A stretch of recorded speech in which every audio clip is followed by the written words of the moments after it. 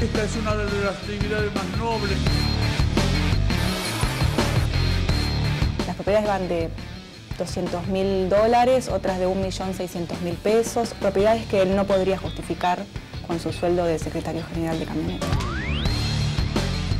¿Es verdad que la esposa de Moyano tiene una condena por estafa? Sí, tiene una condena por estafa de 2 años de prisión en suspenso. Emilia, contame qué es este edificio. Este edificio de Avenida Belgrano es la sede central del holding empresarial del matrimonio Moyano-Zulet. Para, ahí me mataste.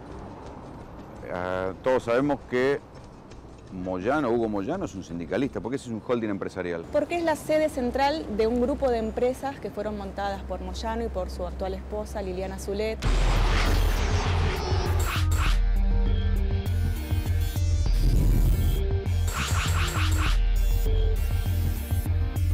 Para generar un grupo de empresas que abastezcan a la obra social de camioneros y al sindicato de camioneros. La esposa figura con papeles y con nombre. Sí, exactamente. ¿Y él también?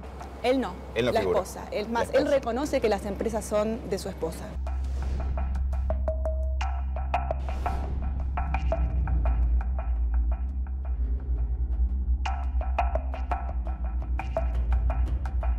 ¿De dónde sacaron la plata?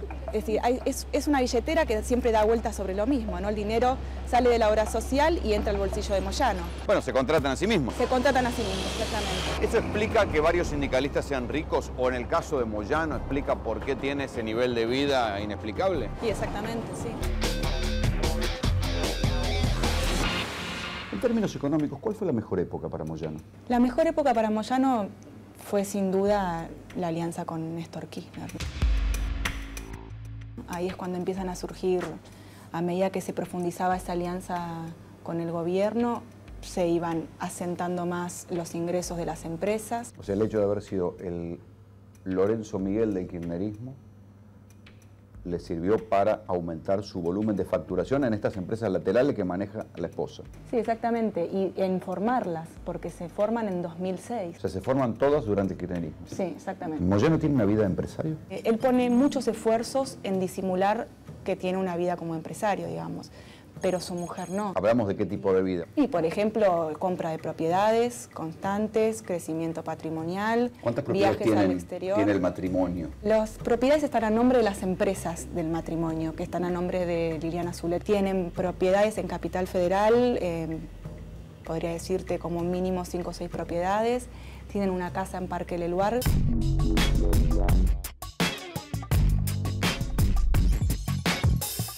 Las propiedades van de $200.000, otras de 1.600.000 pesos, otra de 1.020.000 pesos. Sí, O sea, son mucha propiedades, guita. sí, son propiedades que él no podría justificar con su sueldo de secretario general de camioneros. Propiedades que él no podría justificar con su sueldo de secretario general de camioneros. Esta es una de las actividades más nobles. Ese informe que ustedes están viendo no está hecho ahora. Estoy un poco más joven. Es del año 2012. Fíjense lo que son las cosas. Del año 2012, ya a través de un libro que habían escrito la periodista que ustedes veían ahí, Emilia Delfino, y Mariano Martín, un libro llamado El hombre del camión, ya se sabía todo, absolutamente todo, lo que recién ahora, 6 años después, la justicia está investigando. Claro, Hugo Moyano debe estar extrañando a Cristina Fernández de Kirchner. Recuerden que después de la muerte de Néstor, Moyano se pelea con Cristina, pero Cristina nunca lo mandó a investigar. En definitiva, le habrá cortado algún subsidio, algún plan de obra social, tenían alguna polémica por ganancia, pero Cristina Fernández de Kirchner nunca le abrió la serie de causas judiciales que le abrió ahora. Algunas la justicia por sí sola, vinculadas a la barra independiente, pero otras directamente el gobierno. ¿Por qué? Porque son informes de la UIF, la Unidad de Investigaciones Financieras, la que termina dándole a los fiscales, y los fiscales abren la causa judicial, y una de esas causas judiciales se acaba de conocer hoy.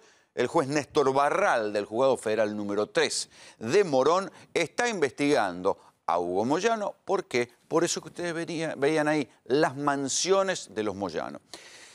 Según el informe, nosotros lo contamos acá, en esta seguidilla, casi en esta saga que les venimos contando, de que una causa de lavado hoy por hoy no se le niega a nadie, y mucho menos si se trata de un sindicalista. les veníamos contando que el informe de la UIF decía que empresas allegadas a la familia Moyano y a este holding de empresas, insisto, ya detectado allá por el año 2011, venían comprando lotes y casas y construyendo mansiones en Parque Leluar. Parque Leluar no es precisamente un lugar barato, es como el San Isidro ahí de la zona oeste, donde viven Moria Gazán, el Indio Solari, un lugar muy caro para la gente que vive en zona oeste de mansiones o de casas muy lindas en una añosa arboleda y un lote ahí la verdad que sale caro. En el informe se veía que las cotizaciones hablan de $200.000, que en aquella época era una fortuna, pero estamos hablando de hace 6 años. Ahora esas casas están arriba del palo verde. Ahí tienen, ahí las están viendo. Son las casas por las cuales ya no, esto no es un chimento, un rumor, una inquina de vecinos. Esto es una causa abierta en la justicia federal. Una causa por lavado de dinero. ¿Dónde estaría el lavado de dinero? Bueno, ¿cómo es el mecanismo? Porque Hugo Moyano, se supone, tiene un sueldo de sindicalista. ¿Cómo hace para vivir en esas mansiones? Son las cosas inexplicables que nunca se lograron aclarar en la Argentina. ¿Cómo José Pedraza, el que termina preso por la muerte de Mariano Ferreira, vivía en una torre en el piso, no sé, 40 y pico, ahí en Puerto Madero, una torre de, no sé, 300 metros, una obscenidad de lujo para un sindicalista que seguramente en su declaración jurada no figuraba esa torre. Y todos tenían estos departamentos y estas mansiones a nombre de empresas. Este es el caso de Moyano. No los voy a aburrir con el listado de empresas, pero sí me quiero centrar en una empresa que se llama Aconra, sobre la cual nosotros veníamos llamando la atención. Aconra es una constructora, una especie de constructora cautiva que trabaja para el gremio de camioneros, para la obra social de camioneros. Ojo, porque también está la duda de si Aconra no tuvo que ver también con algo de la construcción o de la finalización del estadio de Independiente. Siempre Aconra va donde van los Moyano. Ahí donde los Moyano tienen algo que ver, aparece Aconra y hace las obras, hace las construcciones. Esta empresa, Aconra, y otras empresas, son empresas vinculadas a todo lo que pueda ser proveer servicios para lo vinculado a la obra social de camioneros y al sindicato de camioneros. Hay una que hace uniformes, una aseguradora que directamente está a cargo de la gestión de Pablo Moyano, se llama Caminos Protegidos, Aseguradora de Riesgo del Trabajo. Hay una empresa que tiene que ver, les decía, con ropa de trabajo para los camioneros. Todo este conglomerado de empresas aparecen comprando diferentes propiedades en Parque Leluar. Y esto es lo que se pregunta el juez. Dice, la compra de estas empresas no provino de la sobrefacturación del sindicato de camioneros mediante estas empresas. ¿Qué quiere decir? El sindicato de camioneros contrata empresas. En esas empresas, adivinen quién figuran. Los parientes de Moyano, no podía faltar. En especial, 2 muchachos, Juan Manuel Zulet y Valeria Salerno, que son algo así como los hijastros de Moyano, los hijos de la actual esposa de Moyano, de apellido Zulet. Estos muchachos, claro, creyeron en el blanqueo, pobrecitos. En el fondo, lo que hay que decir es que Moyano pensó que la alianza que había tejido con Mauricio Macri en la ciudad de Buenos Aires en los últimos años del kirchnerismo se iba a prolongar cuando Macri llegara al gobierno. Bueno, algo se rompió en el camino. ¿Por qué les hablo de la alianza de Macri en Capital? Porque cuando Macri gobernaba la capital, acordó con Moyano buena parte de la cuestión de la basura. Ustedes saben que en la basura se paga fortunas y los basureros están afiliados al sindicato de camioneros y ahí tiene intereses Moyano. Nunca se terminó de demostrar que hubiera empresas de la recolección de basura que directamente fueran de los Moyano, pero sí que los Moyano intervienen y laudan a favor de determinadas empresas, como el caso de muchas veces la recolección de residuos en la provincia de Buenos Aires. Bueno, en la ciudad de Buenos Aires también. Había un acuerdo Moyano-Macri. Tanto es así que cuando Macri durante la campaña electoral se quiere hacer el peronista e inaugura una estatua de Perón, ¿quién va al lado? Hugo Moyano, va don Hugo Moyano al lado del Momo Venegas. Pero algo pasó, pese a que uno de los operadores de Macri, Daniel Angelici, presidente de Boca, termina acordando con Moyano, presidente de Independiente, ungir al cuñado de Moyano de la AFA, que es Chiquitapia. Algo se rompió y las balas de las causas judiciales le empiezan a picar de cerca a don Hugo Moyano. ¿Tiene que ver esto con la independencia judicial? Vamos, muchachos. En algunos casos uno puede decir, bueno, en el caso de la impresentable Barra Brava de Independiente, ahí hubo algunos Barra Bravas arrepentidos que pensaron hablar, como el caso de Bote Álvarez, pero otras causas, sobre todo las causas federales, se abrieron por informes del gobierno. O sea, es el Ministerio de Justicia que arma un informe, lo manda a la Fiscalía y con esa Fiscalía se abre una causa. Una de esas causas es justamente la que hoy se conoció y que tiene que ver con lo más sencillo. ¿Dónde vive Moyano? En una mansión. ¿De quién es esa mansión? De una empresa. ¿De quién es esa empresa? Es una empresa cautiva del Sindicato de Camioneros que solo provee servicios al Sindicato de Camioneros y en la cual figuran los hijastros. La verdad que la maniobra es casi transparente. El asunto es por qué no se la había investigado antes. O sea, estas cosas inexplicables que veían Emilia Delfino y Mariano Martínez en su libro, en El hombre del camión, y que ni siquiera cuando se peleó Cristina con ellos, las mandaron a investigar, bueno, ahora están saliendo a la luz. Pero, Néstor, no es el único caso. Digamos, ¿cuántas causas hay ya que están rodeando a la familia Moyano? Son por lo menos 5, Rolando, buenas noches. Y además esta lógica que explicabas recién, esto que estabas explicando recién, tiene básicamente que ver con una lógica que viene aplicando el sindicalismo prácticamente desde los últimos 30 o 40 años. ¿Qué pasa? Los sindicatos y las obras sociales sindicales necesitan sí o sí de la provisión de servicios. Para la provisión de servicios lo que tiene que contratar a una empresa de medicina prepaga, a una empresa de turismo, a una empresa de construcción. Claro, pero en lugar de hacer un concurso de precios y buscar el mejor precio, lo que hacen, montan una empresa y ahí te viene la sospecha. Ese gasto, porque en definitiva están gastando la plata de los afiliados, tanto de la obra social como del sindicato, ¿es un gasto eficiente? ¿Están gastando al mejor precio o están de los dos lados del mostrador y se terminan contratando a sí mismos? Ahí es donde aparece la intervención de la justicia, porque para que haya lavado de dinero, bien decías, una causa de lavado no se le niega a nadie, tiene que haber un delito precedente. ¿Cuál es el delito precedente en este caso? La presunta defraudación en perjuicio del sindicato de camioneros, los propios afiliados de camioneros. Entonces, ¿quién podría ir a reclamar? Estar de los dos lados del mostrador. Si yo me contrato a mí mismo, ¿sí? Y si Néstor y yo formamos parte de una asociación ilícita, yo hago como que él es otro, lo contrato y él me devuelve la plata por atrás. Así de sencillo. Tal cual. Ahora, a ver, acá tenemos. ¿Quién podría reclamar por ese mecanismo? ¿Los afiliados? Los afiliados. En ninguna de las causas hay afiliados de camioneros reclamando contra ellos. A ver, vamos a hacer un repaso más o menos rápido de las causas que complican a Moyano. Las empresas de los familiares, esto que comentabas vos recién, especialmente Aconra. Nos detenemos en Aconra, que es la constructora, porque Aconra aparece hoy investigada por un juez federal de Morón que se llama Néstor Barral. Aconra ya había sido investigada por otro juez federal, pero de la capital federal, el juez Claudio Bonadío. ¿Y sabés por quién? Por una denuncia que le había realizado el Pata Medina a finales de la década pasada. Claro, por eso se cagaban a tiro cada vez que se cruzaban en actos. Exactamente. Bueno, en esa causa en particular, a Aconra no le encontraron nada raro. Pero como en la justicia argentina se puede cerrar una causa por un lado y abrirla por el otro, sin que esto genere un escándalo jurídico, le abrieron esta nueva causa. Porque no se le niega a nadie una causa lavada. Tal cual. Bueno, en esa causa se investigan las propiedades. Las propiedades están blanqueadas, están en blanco. Las casas que le atribuyen a los familiares de Moyano están a nombre de los familiares de Moyano. Lo que dicen es dinero bien habido y hay que entrar a discutir si hubo defraudación al sindicato o no. Ahí está centrada la cuestión.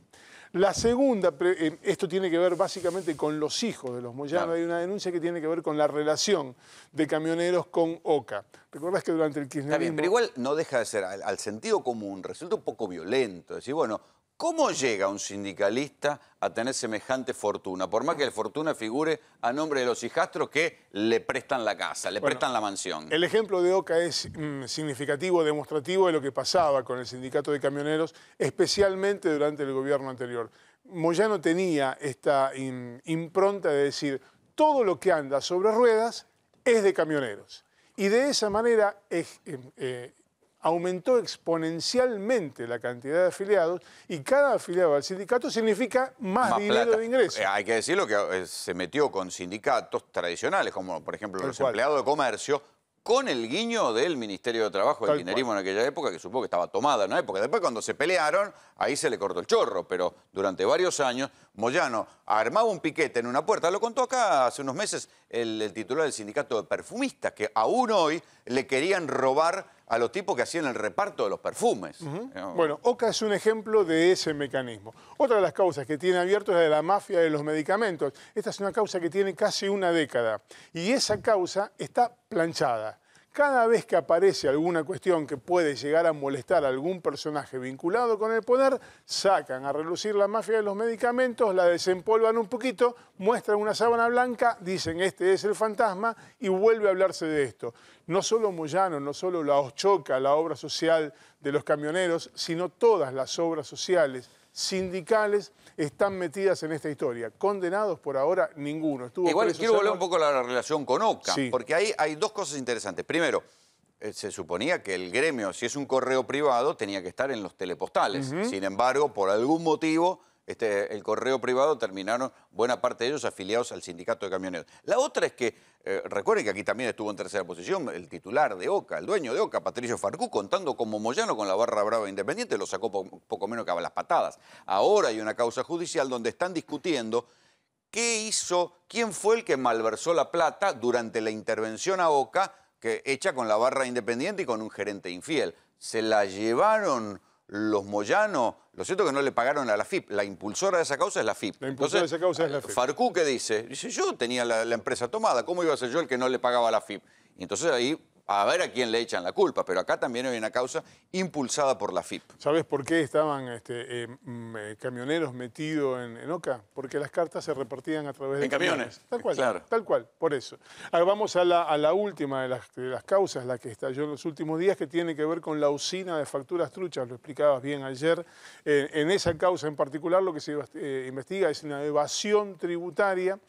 Es imposible determinar la cantidad de dinero, pero es una cifra multimillonaria, una evasión a través de gastos inexistentes justificados a través de empresas que no existen, sino que son un sello de goma. Bueno, también se lo está investigando aquí. Falta aquí... Acá y hay que decir que estas dos causas son directamente impulsadas por el gobierno. Sí. Esta por la FIP y esta por la UIF. Estas podrán venir de arrastre, porque esta es una vieja causa, esta de facturas truchas también son causas que vienen dando vuelta por los tribunales. Pero estas dos fueron impulsadas claramente con el gobierno, en la pulseada sí, directamente con los sindicalistas diversos. Y en la causa que está impulsada por la Procelac, la Procuraduría Especial contra el Lavado de Activos, hay también una impronta muy moderna, muy vinculada con el gobierno. Salió Gil Carbó y automáticamente la Procelac impulsó la causa. Bueno, pero vamos a hablar de la inmobiliaria, Moyano, vamos a hablar de casa, qué es lo que más nos gusta. A ver si tenemos las casas por ahí. ¿Cuánto vale cada una? Esta. ¿Esta de quién es?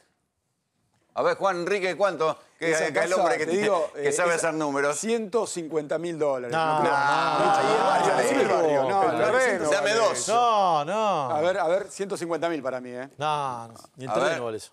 Miguel Bogiano lo trajimos para hablar del dólar, pero un cálculo inmobiliario no se le niega a nadie, como una causa por lavado en este país. Esta. Parque Leluar. ¿Te va? Parque Leluar. Parque Leluar. Yo diría el doble al menos. Claro. 300 lucas la compro yo, sí. Y me saco un préstamo y me quedo con esto. Bueno, son casas que en algunos casos están estimadas en un palo. Hay una de estas que dicen que todavía tiene un álamo, es una casa muy importante que tiene una parte a medio construir. Todas estas figuran a nombres de empresas regenteadas por los hijastros de los Moyano, o sea, de Moyano, y que además son estos muchachos, que son muchachos muy jóvenes, digamos, ¿no? Que no se sabe bien de dónde sacaron la guita, blanquearon dinero. Blanquearon dinero en el último blanqueo y ahí le dijeron, a ver, vengan para acá ustedes, ¿de dónde sacaron esta plata? Rolando, vos sabés que esa propiedad, perdóname, esa propiedad que estábamos viendo de Parque Leluar es donde Liliana Zulet, la pareja de Moyano, la tercera esposa de Moyano, tiene su domicilio legal. Pero los vecinos jamás la vieron en ese lugar. Se calcula que la vivienda ronda el $500,000. ¿Sabés por qué? Porque además tiene una casa conexa donde vive el casero. El casero, sí, a Sandra Heredia Contreaca, vive ahí y atiende todo. Y hace el asado, no me digas. Sí, pero no está claro que vaya mucha gente a comer. Sí han visto los vecinos a Facundo Moyano frecuentar. Es público y notorio que en alguna de estas 6 casas vive don Hugo.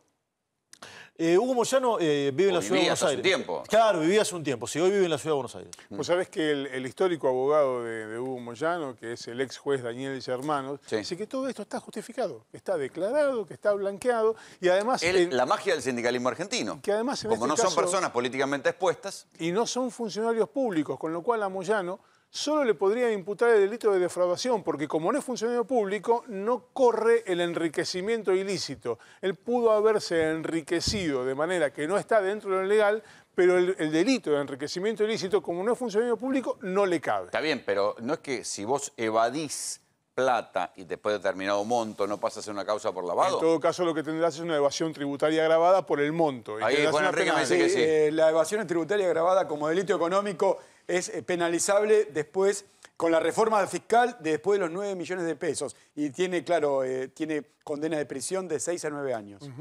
Bueno, así están las cosas, muchachos. Si ustedes quieren una casita, por ahí ahora le baja de precio. Si le quieren hacer una oferta a las empresas de los Moyanos, por ahí se pueden quedar con alguna de estas lindas casas en Parque Leloir. Claro, va a tener que ver cómo hacen para gambetear la causa por lavado que hay encima de ella. Pero ahora vamos a hablar un poco del gabinete de Mauricio Macri. Todavía sigue rebotando el escándalo de Jorge Triaca con Sandrín, con la casera que era tan buena haciendo asados y que inexplicablemente después la había puesto sin que supiera hacer nada ni tuviera nada que ver con los marítimos, la había puesto de interventora en la seccional San Fernando del SOMU. Hoy trascendió que finalmente, entre gallos y medianoche, el escándalo le sirvió porque los Triaca, en especial el hermano del ministro, arreglaron y le pusieron 400 lucas a la casera para que se deje de joder, cierre el juicio y no hable más. Recuerden que nosotros cuando la entrevistamos la semana pasada, después decíamos, che, qué raro que esta mujer no habló más, no apareció más, no atendió más los teléfonos. Claro, se ve que los Triaca la habían llamado diciéndole, bueno, basta, arreglemos porque esto está pasando de castaño oscuro. Así fue.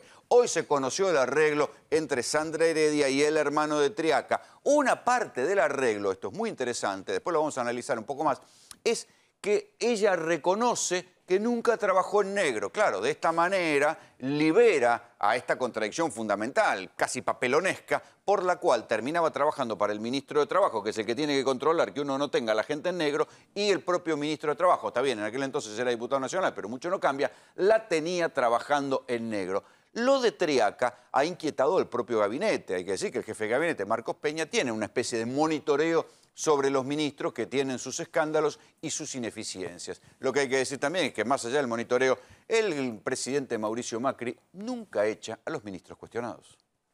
Que no venga porque te voy a mandar la de tu madre. Sos una pelotuda.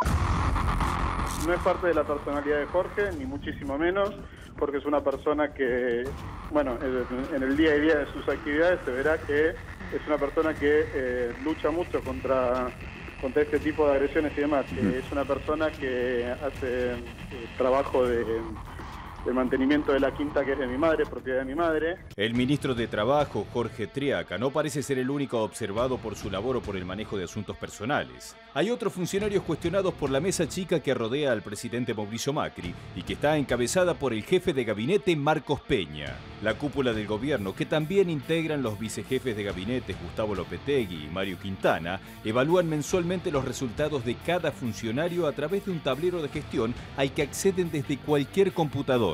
El escándalo mediático con Triaca encendió las alarmas que exceden a las planillas de gestión. Me dice, no hay motivo, pero todo se termina, todo lleva un ciclo, ¿viste cómo es esto? Quédate tranquila, que vas a tener continuidad. Yo trabajo como interventora en el Sindicato de Marineros, en el SOMU. Soy delegada interventora de ahí desde el 1 de abril del 2017, que es donde me metió Jorge. Yo en el SOMU trabajo de lunes a viernes de 9 a 17.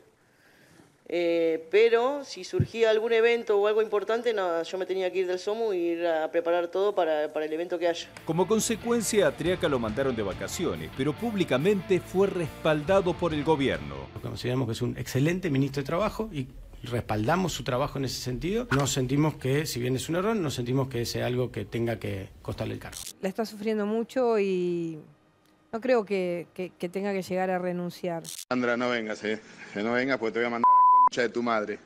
Sos una pelotuda. Otro de los más complicados es el ministro Oscar Aguad. Primero quedó en la mira cuando firmó un acuerdo con la empresa Correo Argentino de la familia Macri que generaba un perjuicio millonario al Estado. Yo lo he dicho y lo ratifico, jamás consulté este tema con el presidente porque el presidente tiene vedado por ley interesarse por cualquier cuestión donde algún familiar esté involucrado en el tema. Y después, ya como ministro de Defensa, fue duramente cuestionado por manejar con impericia la búsqueda del submarino Ara San Juan y sus 44 tripulantes. Las condiciones del ambiente extremo donde se desarrolló este suceso y el tiempo que había sucedido, que había transcurrido, era incompatible con la existencia de vida humana. Es decir, que están todos muertos. Exactamente. Otro de los apuntados es el ministro de Energía, Juan José Aranguren, por el manejo de los aumentos de tarifas y por los conflictos de intereses que aparecieron por su pasado como empresario del sector petrolero. Esto se hizo, como ha dicho varias veces el presidente Macri, de la forma más gradual que nos permitía la grave herencia que hemos recibido en el sector energético. El ministro de Ambiente, Sergio Bergman, es otro de los puntos flojos del gabinete y es cuestionado por el manejo de los incendios y las inundaciones en todo el país. De una forma, lo que parecía una especie de profecía apocalíptica, los argentinos y el mundo empezamos a ver que acá tenemos incendios, en la provincia de Santa Fe tenemos inundaciones, y esto habla justamente de lo que se llama adaptación, que es cómo nos vamos a ir organizando para que lo que le hicimos al planeta, que nos devuelve multiplicado con estas catástrofes, estemos en condiciones de minimizar riesgos. El ministro de Agroindustria, Luis Miguel Echever, es otro de los que está en la mira de la justicia. Tiene denuncias por trabajo esclavo, evasión, vaciamiento y lavado de dinero. Tiene causas abiertas en la justicia, en lo civil y comercial, en lo penal ordinario y en lo penal en el Foro Federal también. 18 causas en total.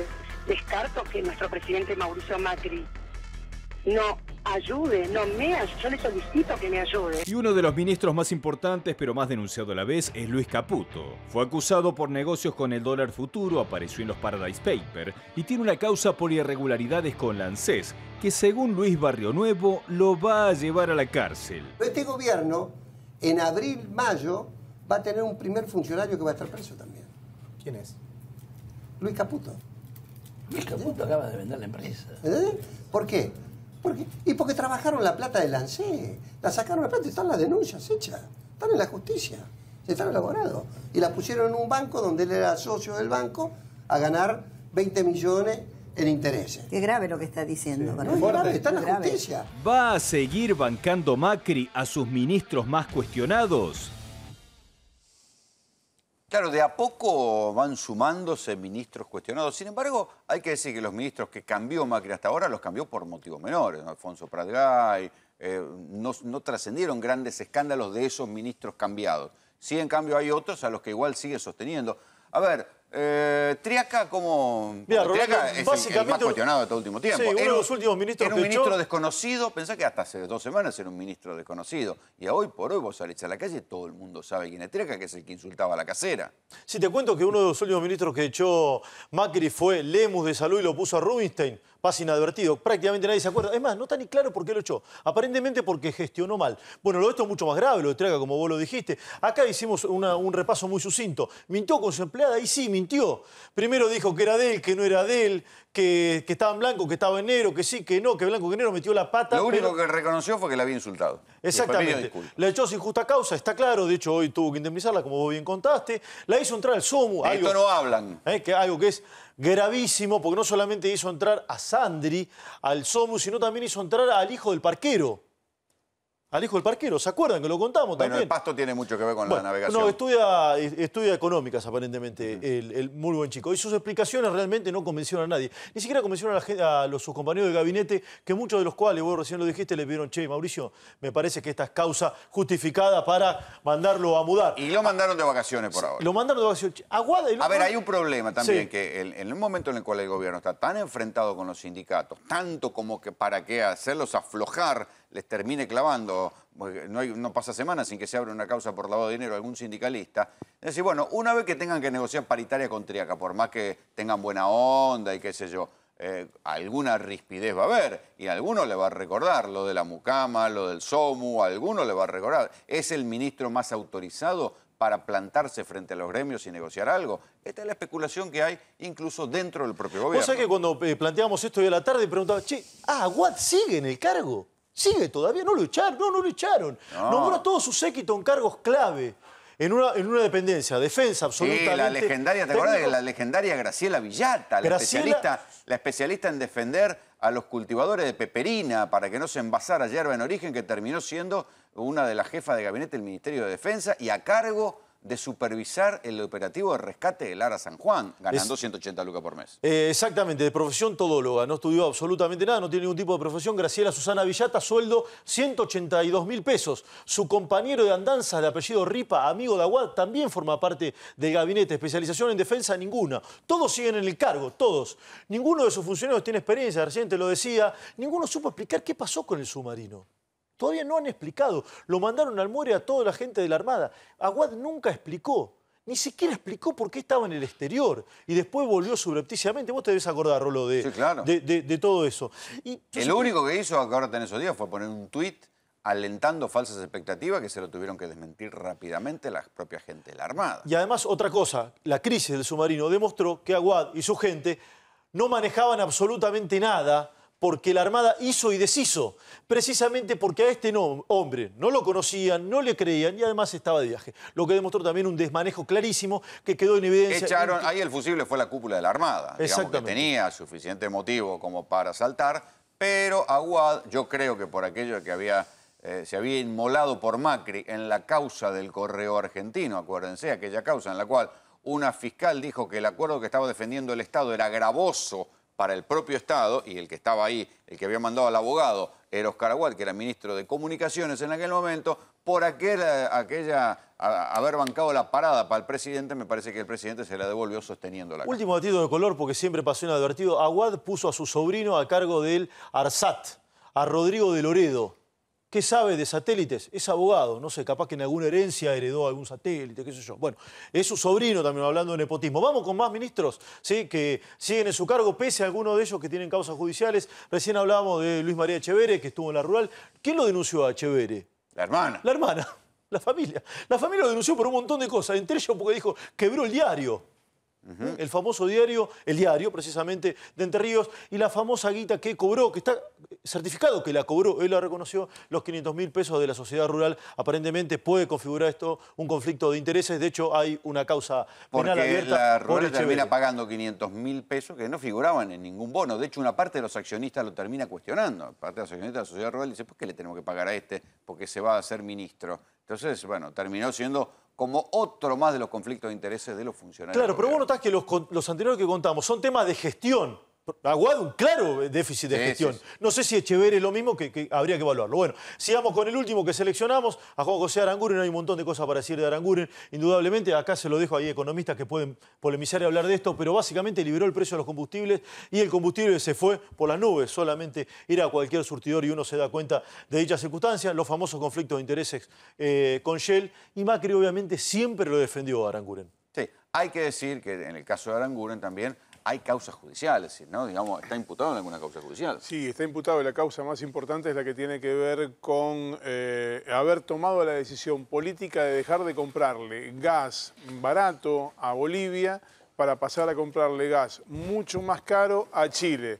Bolivia producía su propio gas. El gas de Chile era provisto por empresas transnacionales, entre ellas Shell Internacional, en la cual Aranguren tiene declaradas acciones que, según determinó la Oficina Anticorrupción, no forman parte de las incompatibilidades, porque como es Shell Internacional, no tiene nada que ver con Shell Argentina. La Oficina Anticorrupción, digo, encuentra... Pero escuchaste, le ¿no? pones un elefante delante y dice, no, no es un elefante. Shell Es Internacional... un paquidermo y te encuentra un eufemismo para justificarlo. Lo claro de esto es que Shell Internacional no tiene nada que ver con Shell Argentina. No, claro, no tiene nada que ver. Sí, Laura Alonso dijo, todavía está juntando documentos por Triaca. Todavía está buscando pruebas. Que nos llame y le damos, ¿no, Rolo? Claro. Bueno, pero además hay otra cosa. A ver, si se aplicara la doctrina Irurzun, porque en definitiva Aranguren está imputado, le abrieron una causa. Sí. Si se aplicara la doctrina Irurzun para los funcionarios, Aranguren tendría que estar preso, porque él, en tanto ministro, tiene mucho más poder para encubrir las pruebas que podría ir a buscar la justicia que la que tenía Vudú cuando lo metieron preso, que la que tenía Julio De Vido incluso cuando ya había dejado de ser ministro. Unos fueron presos y los funcionarios no van presos. En esa lógica de freezer y microondas de la que vos hablás siempre, las causas que tienen que ver con los actuales funcionarios van en el freezer claramente. La única que tiene un estado relativo de avance es la que tiene que ver con el ministro Echevere, quien va a declarar en indagatoria el próximo 18 de febrero en Entre Ríos por la denuncia que efectuó su propia hermana. Por la otra denuncia, la que tiene que ver con el cobro de ese bono de retiro de 500.000 pesos por parte de la sociedad rural, esa causa ni siquiera empezó a tramitar seriamente. Y lo que es una vergüenza es que no se haya avanzado nada, ningún grado de verdad sobre qué pasó con el submarino de San Juan. Pensá que todavía nunca el gobierno dio una buena explicación de qué estaba haciendo ahí. Si era verdad que estaba averiado y si estaba volviendo, si estaba averiado. ¿Por qué le dijeron que fuera a Mar del Plata si era tan peligroso que viajara a menos de la mitad de la velocidad? Lo que algunos se preguntan, un poco más conspirativo que nosotros, dicen, bueno, ese mensaje que podía estar siendo interceptado en el cual decían estamos averiados, ¿era realmente un mensaje de avería o era un mensaje en código para seguir a una investigación explorando algo sobre el borde de la plataforma continental? No tiene ningún sentido que si el submarino estaba averiado y tenía que viajar a una velocidad que era menor de la mitad, le dieran una instrucción de que volviera a Mar del Plata y el capitán hiciera caso. Lo lógico era que volviera a Comodoro Rivadavia, que era el puerto más cercano, porque a esa velocidad, me lo explicaba gente de la Armada, hubiera tardado 20 días en llegar a Mar del Plata. O sea que no tenía ningún tipo de sentido que con ese grado de avería le dijeran, los jefes, le dijeran, volvete a Mar del Plata. Tendría que haber vuelto a Comodoro o tendría que haber buscado un puerto mucho más cercano para meterse ahí, porque si no era un peligro. Entonces, ahí es donde algunos dicen, bueno, acá alguien nos está mintiendo. El mensaje grabado que difunde la propia Armada, finalmente, de está averiado, y si no era que estaba averiado y tenía que ir a hacer algo en el borde del talud continental, que es donde termina hundiéndose, ¿qué tenía que ir a hacer? ¿Por qué el gobierno no lo blanquea? Entonces ahí empieza a haber mucho más cosa conspirativa. ¿Sabes lo que es más grave, Rolando, de toda esta excelente conjetura que vos hacés? Es que si vos le preguntás algo de esto a Aguad, no sabe. ¿No sabe o no dice? No sabe, porque Aguad entre un caballo cubierto y un submarino no sabe la diferencia. Y es lógico, jamás se especializó en la materia. No tiene ningún tipo de conocimiento. Fue más fácil echar al almirante Ruhr, al jefe de la Armada, y que Aguad quede en el cargo, porque el costo político era otro. Si vos todo esto que decís, se lo preguntaba hoy a Aguad, Aguad no sabe para dónde salir disparando. No, va a negar todo. No, porque no conoce, Rolando, no conoce el tema. Hay que decir que el Ministerio de Defensa había sido atribuido como parte de la lógica y del equilibrio de reparto de la Alianza Cambiemos a la Unión Cívica Radical. El anterior ministro era Julio Martínez, que ahora vino como senador después de haber perdido en La Rioja. Pierde en La Rioja con Carlos Menem, pero vino como senador acá. Pero era un ministro, un hombre del radicalismo. Entonces mantienen esa línea y le dejan el Ministerio de Defensa a Oscar Aguad. Claro, pero la novedad más importante en este caso tiene que ver con que la jueza patagónica Marta Yáñez llamó a declarar a los altos mandos de la Armada. ¿Cómo que los llamó? Como testigos. Imagínate qué le van a decir. Claro, pero esto los descarta como potenciales implicados, como potenciales imputados en algo que tuviera que ver con el hundimiento del Ara San Juan.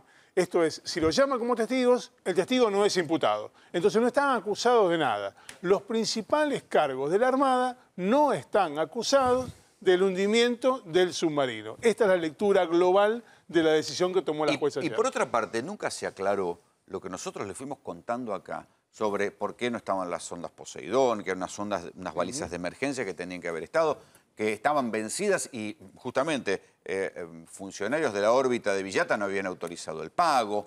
¿Por qué no estaba el equipo o sea, por qué el Ara Salta, que era el submarino gemelo, nunca salió a buscar al Ara San Juan y se quedó dando vuelta paseando como si fuera un lobo marino por la rada de Mar del Plata? ¿Por qué? Bueno, lo que a mí me dicen es que porque el equipo de comunicación del Ara Salta estaba puesto en el Ara San Juan, o sea, por esta costumbre de canibalización de los equipos de la Marina. Entonces, todas estas cosas que nosotros contamos en su momento, sobre todo eso no hubo un solo dato oficial. Y claro, cuando no hay datos oficiales, cuando no hay una versión, una investigación judicial seria, ahí vienen las teorías conspirativas. Entonces, frente al silencio de radio que hay del gobierno y de la justicia, claro, ¿cómo no van a crecer las hipótesis conspirativas? ¿Cómo uno no va a tener derecho a decir, che, ¿y si en verdad nos vendieron todo cambiado?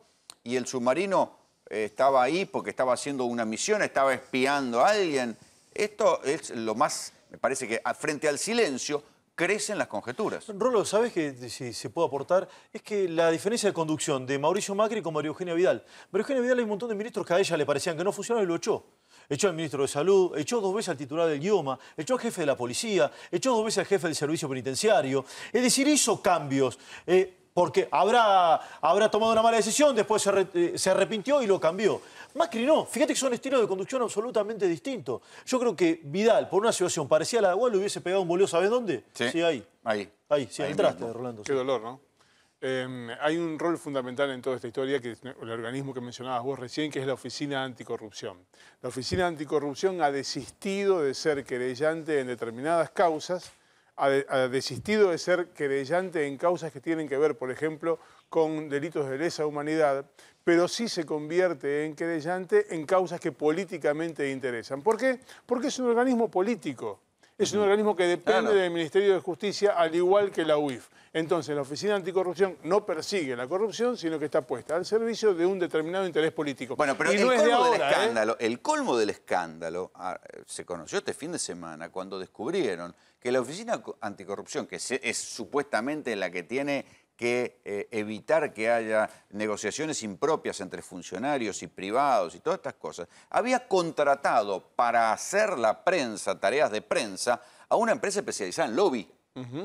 O sea, una empresa especializada en lobby, vale decir, en defender intereses privados por adentro del Estado, en cosas que derivan muchas veces en tráfico de influencia o en escándalo de corrupción, ahora trabaja para la Oficina Anticorrupción. Lejos estoy yo de defender a Laura Alonso, pero hay que decir que la Oficina Anticorrupción se manejó de esta manera siempre. Salvo ¿Con la oficina de lobby adentro? No, no con la oficina de lobby, pero sí en esta... no investigando a nadie. Claro. Y además, eso sí. El kirchnerismo no tenía ni siquiera a nadie. En el único momento en que funcionó relativamente bien fue cuando en la época de la Rúa, en los primeros años de la época de la Rúa, cuando se creó, había un ex juez Mazzoni que estaba al frente. En esos meses funcionó bien. Después lo poco que duró. Sí, después siempre estuvo al servicio del sector político de todo. Bueno, pero otra de las noticias del día hoy fue, muchachos, es la de siempre. El dólar, Juan, llegó al techo histórico. Nunca habíamos tenido un dólar a 19,66 y algunos dicen que este dólar llegó para quedarse. Viste, desde el Día de los Inocentes quedó clarísimo la interna que hay en el gobierno. ¿Dólar o tasa? ¿Por qué te digo eso? Porque este 19,66, o sea, la suba de 24 centavos del día de hoy, es una devaluación, porque el gobierno acepta este dólar de 19,66, porque si no saldría a bajarlo con la reserva del Banco Central, y no lo hace. Y te digo, Rolo, que desde el 1 de diciembre al día de hoy, el dólar subió un 15%. Y la pregunta que me hago... 15% en un poquito más de un mes, entonces. Un mes y 20 días, 15%, y es una devaluación. ¿Por qué te digo eso? ¿Quién puede comprar dólares? Acá en el rincón, mirá, acá, ¿ves a mi trabajador que el salario promedio de 18.000 pesos, que lo midió la encuesta permanente de hogares, con el tarifazo, con la luz, con el gas, con los taxis, con la prepaga, con el colegio, no le queda para comprar dólares? Puedo decir que mi trabajador tiene el cepo, ahora sí tiene el cepo, porque no puede comprar dólares. ¿Quién puede comprar dólares? Y acá está. Se parece a Néstor, ¿no? Fíjate, está en el colchón y mira abajo todos los dólares que puede comprar. ¿Por qué te digo eso? En diciembre fue récord. O sea, acabo de decir que la suba del dólar es una suba especulativa de gente que se está pasando de la levaca al dólar. No, la suba para mí es una devaluación convalidada por el gobierno. Deja que suba... Bueno, sí, de hecho así fue, sí, ¿no? Es una suba convalidada, pero sí sabemos que hay tensiones en el mercado. Hay muchas importaciones que se necesitan dólares. Hay pocas exportaciones, hay inflación, hay tensiones macroeconómicas que se reflejan en el mercado. ¿Y quién compra dólares? 1 millón de argentinos compraron en diciembre 5.500 millones de dólares, Rolo. Aquí lo tengo a Miguel Bogiano, que es economista. ¿Está defraudado usted sobre la actitud del Banco Central? Vamos a decir que el Banco Central probablemente no le puso los límites al Tesoro en un determinado momento y terminó siendo muy funcional. Ahora me parece que ya tiene muchísima menos credibilidad y muchísimo menos margen de maniobra. Pero si me permitís, Rolando, me gustaría comentar el gráfico que presenta Juan, porque hay una gran confusión para la gente. Y la palabra fuga de capitales es una palabra muy trillada y muy engañosa. Fuga de capitales, para que se entienda, quiere decir qué es lo que hace la gente con el dinero en blanco que gana y cómo decide invertirlo. Lo que está indicando ahí es que decide invertirlo en dólares y lo puede o no llevar fuera del país. Pero eso no es plata que se destina a paraísos fiscales ni nada raro. Eso es todo plata ganada en buena ley que se decide llevarla que por algún motivo, por algún motivo no quieren dejarla acá. Que por algún motivo no quieren dejarla acá. Pero está en total libertad de la gente, no es ningún ilícito. No, pero quiero decir, pero igual se suponía que el modelo económico iba a generar confianza. Primero vamos a explicar las cosas como son, porque la palabra fuga de capitales, a lo primero que me hace acordar es al himno peronista cuando dice combatiendo al capital, y realmente lo han conseguido. Porque a lo largo de los años, el capital fuga constantemente de Argentina. ¿Por qué? Porque no fuga con todos los gobiernos. Porque nunca propone Argentina ningún atractivo para que el capital venga. Fíjate que se habla de el crecimiento de las reservas del Banco Central. Te lo digo en un minuto, es una ficción. Y te voy a explicar por qué. ¿Así que no existe esa plata? Existe esa plata, pero es solamente contrapartida de deuda que toma el Tesoro. ¿Cómo es el proceso? El gobierno toma dólares prestados, pero cuando llega acá para pagar sueldo no puede pagarlo con dólares. Le dice al Banco Central, ¿por qué no me... Mira, déjame que termine esto para que lo entienda. ¿Por qué no me imprimí los pesos para que yo le pueda pagar a la gente? Y yo te doy los dólares. Y esos son los dólares que han hecho... Termino la idea. Estos son los dólares que han hecho que hayan crecido las reservas. Muy distinto a los dólares que se acumulan en cualquier banco central del mundo cuando ingresan capitales que dicen yo traigo mis dólares, los dejo acá, deme pesos que necesito hacer inversiones. Es muy diferente. Que este gobierno que venía a corregir lo desaguisado del kirchnerismo siga emitiendo pesos como hacía el kirchnerismo. Mirá, lo que está pasando es que el gobierno con el gradualismo ha decidido no reducir el gasto a la velocidad que era necesaria y lo paga en este mismo momento que con una inflación del 25% que tuvo el año pasado, las paritarias del 15% son imposibles. Pero y no solo eso, no hay manera de resolverlo. Problema que se tendrían que haber preocupado antes. Y una última cosa con algo que dijiste, Juan. Sí. Vos dijiste, el dólar creció 15% en los últimos meses. Bueno, en el último año el dólar creció 21,7% contra 25%, con lo cual... Todavía puede crecer. El dólar ha perdido poder adquisitivo en la Argentina. ¿Cómo? Dijeron, el dólar cuando arrancó este gobierno, el dólar estaba en 9,60. Vamos a poner los números. Dijeron que no iban a devaluar y hoy el dólar está a 19, aumentó 10 pesos. El verdadero dólar era de 9,60, era el dólar de importación y exportación, y vos lo sabés bien, sos economista. No, Juan, ese que era... Los precios estaban a 9,60. Ese que era el dólar, era el dólar del cepo. Vos creías el dólar del cepo. Vos sabés muy bien que el dólar de importación y exportación era de 9,60. Cuando vos lo llevaste a 14, los precios se fueron a 14 y hubo una inflación en el año 2016 del 40% como consecuencia de esa devaluación. Vos lo sabés, bueno, no te quiero llevar al año 2015, pero los precios estaban a 9,60. Te quiero llevar a este gráfico. Déjeme ordenar un poco, porque si no ustedes me hacen el debate técnico. Vamos a ver. ¿Qué tendría que hacer el gobierno para bajar la inflación? Porque lo que acá es un gobierno que dijo, yo vengo a bajar la inflación y no está pudiendo bajar la inflación. Hay que medir a cada gobierno por la promesa que hizo. Correcto. Bueno, yo soy muy poco optimista con respecto a la inflación de este año. Yo no veo ningún motivo por el cual vaya a ser menor que la desde el año 2017. Fíjate 25. Que... Bueno, fíjate una cosa que sí hay que destacar, que muchas veces dicen, al final tuvimos la misma inflación que el último año del kirchnerismo. Sí, con una gran diferencia, que tuviste todo el aumento de precios de tarifas que estaban súper atrasados y fue un cambio de precios relativos. Pero todo eso que podría haber sido ahorro, porque se estaban sacando los subsidios, el gobierno agarró esa plata y la gastó en otro lado, la asignó a otro lado, ¿para qué? Para conseguir votos a través del gasto social. ¿Y por qué critico el gasto social? No es que... Y también vienen los servicios a la deuda. La gente también piensa que los economistas somos insensibles, que no nos interesa a la gente. Es tanto el interés que lo que la gente tiene que entender es que cuando no hay la posibilidad de creación de trabajo genuino, no hay solución de fondo para la gente. Todo es simplemente pan para hoy, hambre para mañana. Entonces, cuando vos hiciste todo eso, en realidad, ¿sabés para mí lo que hizo el gobierno en el año 2017? A su juicio, maximizó sus chances de reelección en 2019. Nada más, porque esa plata que se ahorró la gastó en más gasto social y, en definitiva, todo lo que tuvo que ver con la reforma tributaria, el pacto fiscal, lo único que fue es darle plata a Vidal para maximizar las chances. ¿Qué podría hacer? ¿Qué podría hacer hoy? Yo creo que muy poco. No, claramente. Bueno, pero fíjate lo importante. Si vos que sos market friendly me decís que estamos... Pero porque el problema que tiene el Banco Central es un problema de credibilidad. Cuando el Banco Central sube la meta de inflación al 15%, fíjate lo que pasó, hay lo que se llama REM, que es cuando buscan las expectativas. Sin embargo, las expectativas que hay de inflación, que son del 17,6% para el 2018, las tomaron antes del anuncio de cambio de meta. Si vos vieras hoy cuál es la expectativa de inflación, probablemente esté en la zona del 20, al menos. Entonces, acá vos tenés un problema en serio, que es que hasta tanto vos no des una indicación de por qué ahora alguien que te falló en su promesa del 2017, ¿por qué si me fallaste en el 2017 me dijiste que iba a ser como máximo 17% y terminó siendo 25%? Dame un motivo, porque ahora no me dieron ninguno, dame un motivo de por qué te tengo que creer que va a ser 15%. Un motivo podría ser, por ejemplo, una reducción sustancial de los adelantos transitorios por parte del Banco Central al Tesoro.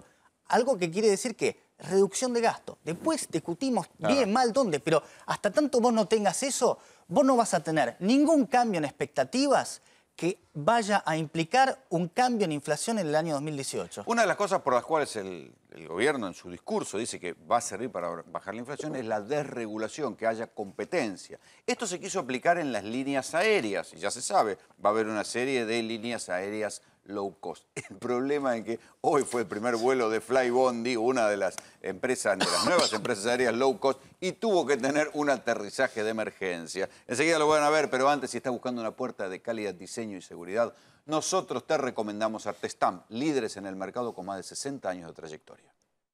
Artestamp, más de 60 años haciendo puertas para cada estilo y necesidad. Diseño, mayor calidad, mayor durabilidad, mayor resistencia. Conozca nuestros productos en las principales casas de aberturas de todo el país. Artestamp.com.ar. Yo les pido mil disculpas porque venían todos muy ilusionados. Yo también tenía ilusiones de hacer un lindo vuelo, pero bueno, las circunstancias fueron otras y la seguridad prima sobre cualquier otra experiencia, ¿sí? Les agradezco eternamente que hayan podido venir, les pido disculpas por el corto vuelito y esperamos nuevamente reencontrarnos en un futurito cercano. Muchísimas gracias, chicos. ¿Cómo fue? ¿Dónde tuvieron que bajar? ¿Sabés que ese es un Boeing 737-800? El vuelo a Córdoba, el vuelo que se llama Nelson, el avión ese, ¿no? Como mi gato. 737-800.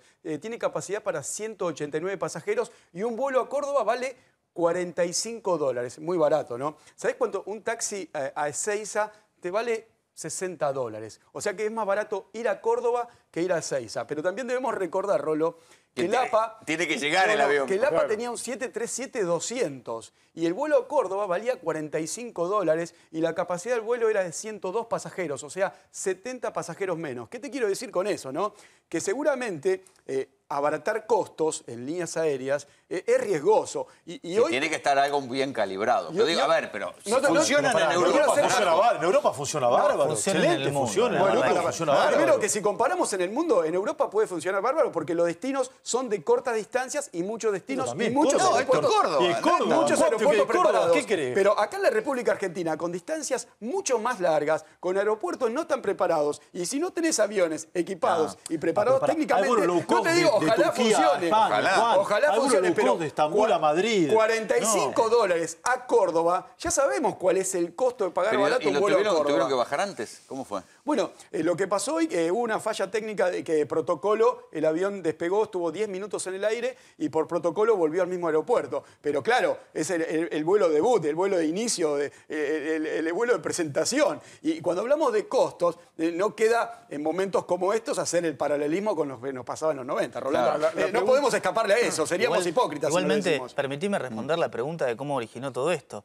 Ver si a través de la competencia vos ibas a tener una baja de la inflación. Claro. La respuesta es que hasta tanto vos no tengas una real contracción de la cantidad de dinero, vos no vas a tener una baja de la inflación. Pero con la tasa que hiciste contraer el dinero y no lo lograste. O sea que no es monetaria la inflación. ¿Por qué no bajan la emisión de dinero? No es solamente monetaria. Bueno, porque no se baja el gasto. Porque el programa de meta de inflación es una manera indirecta de controlar la cantidad de dinero y que en realidad hay otras... ¿Cómo lo compras? Pero no me hagan la técnica. No me quiero meter en otras... No me hagan la técnica. No me quiero meter en otras cosas técnicas. Pero con toda la guita que traen de la deuda, ¿eso no sirve para dejar de emitir? Pero la guita que viene de la deuda es para seguir gastando. Pero tanto, o sea, que tienen dos fuentes de gasto. Por supuesto. Emisión y deuda. Por supuesto. Tienen buena parte es así y además una parte, fíjate cómo se te complica, toma dólares afuera que paga una tasa de interés, se los pasa al Banco Central, el Banco Central le da pesos y después el Banco Central tiene que ir a atrapar esos pesos a través de las sigue los mismos niveles. Y entonces a la tasa de interés que vos le pagás a los dólares que tomás afuera le tenés que sumar la tasa de interés en pesos que vos le pagás a las LEVAX por lo que metiste. ¿Podrían hacer otra cosa o es lo único que pueden hacer? Rolando. Sí, lo que podrían hacer es bajar el gasto público. Bajar el gasto público significa no dejar de cobrar impuestos a los que pagaban impuestos. Primero preocupate por bajar el gasto y después... No, eso suena bárbaro. Ahí ya entramos en la discusión de los impuestos, no va al carajo, mejor nos vamos nosotros. Eso tercera posición. Suena bárbaro, pero no. 2 veces ganador de la Vuelta a Guatemala y 3 veces segundo de la Vuelta a Costa Rica, su país, Román Villalobos ha hecho realidad uno de sus sueños, levantar los brazos ante la flor y nata del ciclismo mundial. Tras su fácil triunfo en la primera etapa, todo el mundo apostaba por Fernando Gaviria para lograr la victoria en la meta de Perilago, pero la última ascensión al Alto de Punta Negra ha dejado delante al belga Benoot, al argentino Escuela y al costarricense Villalobos, que se han jugado la victoria al sprint justo en el momento en el que el pelotón de los mejores se echaba encima. Mañana se disputa la tercera etapa de la Vuelta a San Juan. El recorrido de más de 14 kilómetros es completamente llano, aunque lo suficientemente largo como para que se produzcan diferencias importantes entre los favoritos.